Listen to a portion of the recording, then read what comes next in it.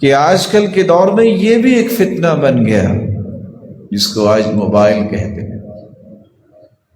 ایک شخص کو پتہ ہے میں فلاں ضلع میں رہتا ہوں، نماز کا وقت ہے، مسلمان ہے، نمازی ہے، اس نے نماز پڑھنی ہے۔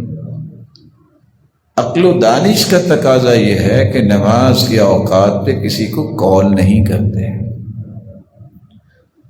عقل مندی کا تقاضا یہ ہے کہ عشاء کے بعد کسی کو کال نہیں کرتے۔ اللہ تعالیٰ نے اس بات کا حکم قرآن مجید میں دیا ہے، ثلاث عورات لکم، یہ 3 وقت جو ہیں یہ پردے کے وقت ہیں۔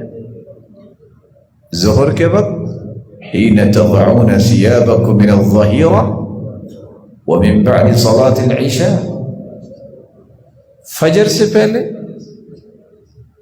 عشاء کے بعد اور ظہر کے وقت جب انسان کام کاج کر کے ریلیکس ہوتا ہے۔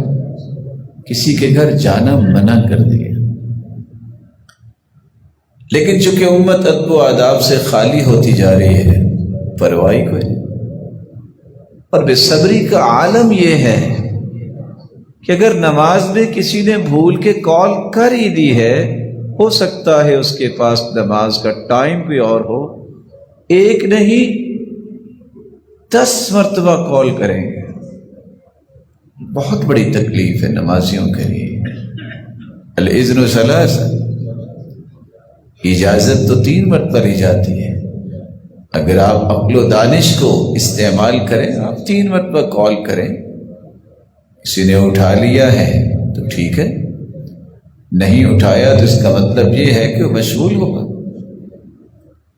رسول اکرم صلی اللہ علیہ وسلم نے تو فزیکل کسی کے گھر جا کے دروازہ کھٹکھٹانے کی اجازت دی ہے تو 3 مرتبہ۔ وَإِن قِيلَ لَكُمْ ارْجِعُوا فَارْجِعُوا هُوَ أَزْكَىٰ لَكُمْ، اگر تمہیں کہا جائے، گھر کی طرف سے آواز آئے، پیغام آئے کہ واپس چلے جاؤ تو واپس چلے جاؤ، یہ تمہارے لیے پاکیزگی کی راہ ہے۔ لیکن جب انسان قرآن و سنت سے رہنمائی نہیں لیتا تو نقصانات کیا ہوتے ہیں؟ آج اگر کسی کے گھر جا کے دروازہ کھٹکھٹایا جائے، اگر وہ نہ نکلے تو اگلے 6 مہینے بات نہیں کرتے۔